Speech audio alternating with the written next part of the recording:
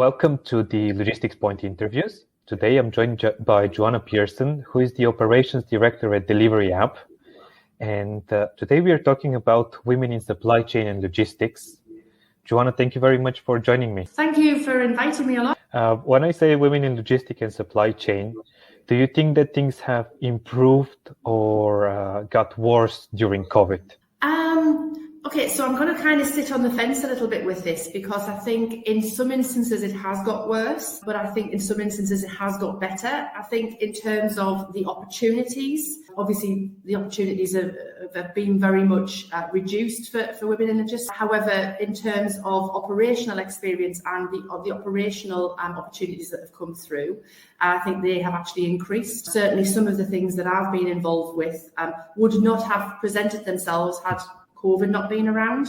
Opportunities with companies, opportunities where companies have never used, logistics providers in the past. Those opportunities have certainly been very prevalent. And I think, in some respects, I suppose, new opportunities for women to get into new roles within logistics have probably been reduced because of that, because of COVID, because people haven't been hiring, the jobs haven't been available as such. Why do you think we still need to talk about women in logistics and even minorities in logistics after so many years? Doesn't it feel that things should have changed by now?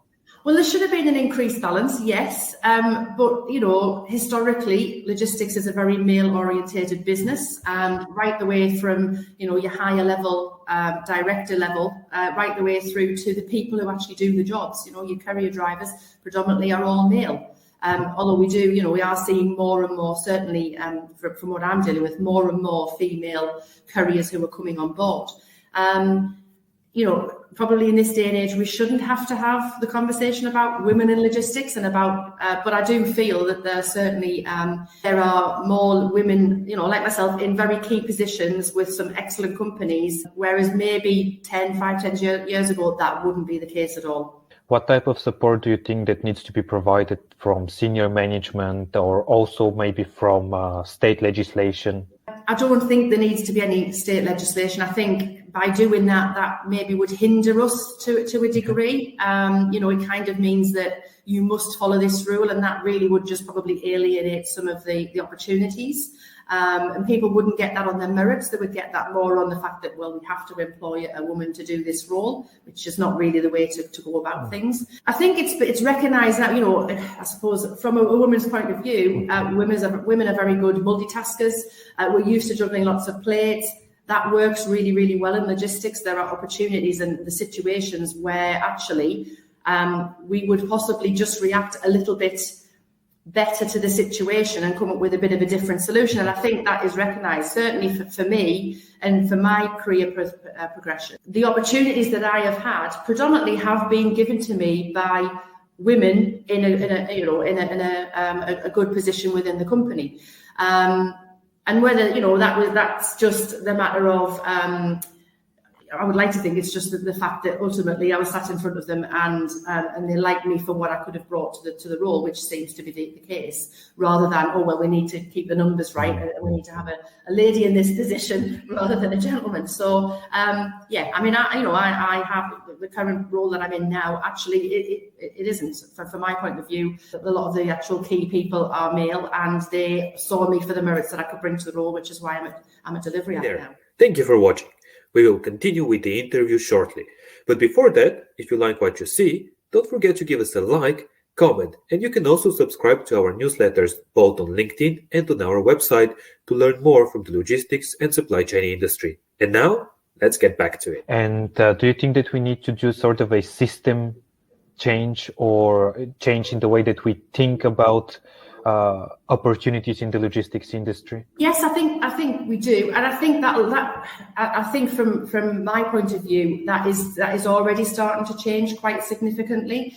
Certainly the roles that I'm looking at, the key point roles, there are equally as many women who are actually applying for those roles as they are for men. So I think it's a historic thing, isn't it? You want to get the old school way of thinking and you want it to revolve and become a new way of thinking. And I think that is starting to very much be the way things are working. Have you noticed a actual change in new people coming in the industry?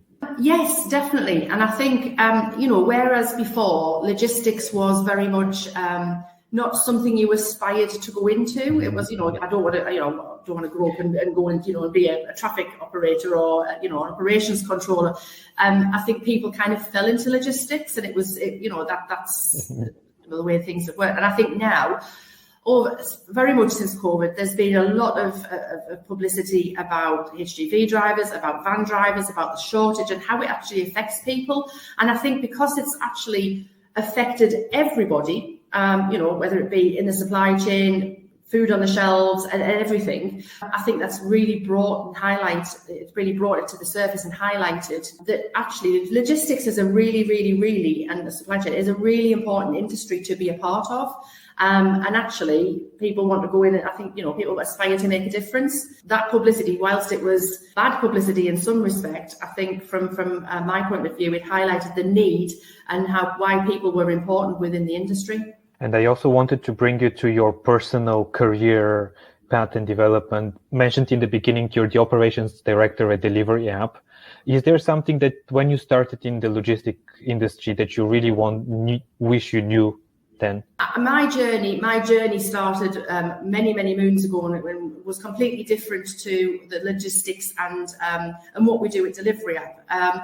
I think, from my point of view, I had my own business and I looked at the logistics side and dealt with it and had to, to manage my own drivers and my own team and my own routes.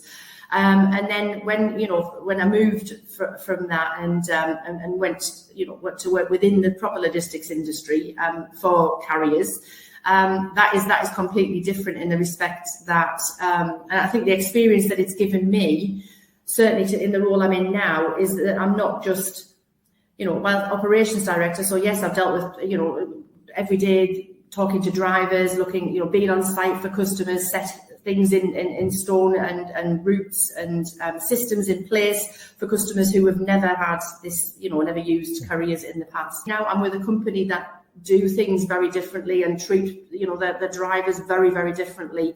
I think there's been a lot of, the bad publicity I talked about. They've been at the bottom rung of the ladder, and actually, without those couriers and without treating them right and without paying them right, we wouldn't have to, we wouldn't be able to do the job that we do today. So, in that respect, I think learning and learning about the whole logistics, or the same day and overnight and pallets and everything else, but also actually being on the front line and running my own business and looking after it, very much has set me up to now to make sure that the ethos we've got at DeliveryApp, I'm following that through right the way from director level of the companies that we were dealing with, right the way through to the courier drivers, because they're all as equally as important as each other. Joanna, thank you very much for your time again. And for people watching, you can learn a bit more about women in logistics and other topics we've worked on with the DeliveryApp in the description down below.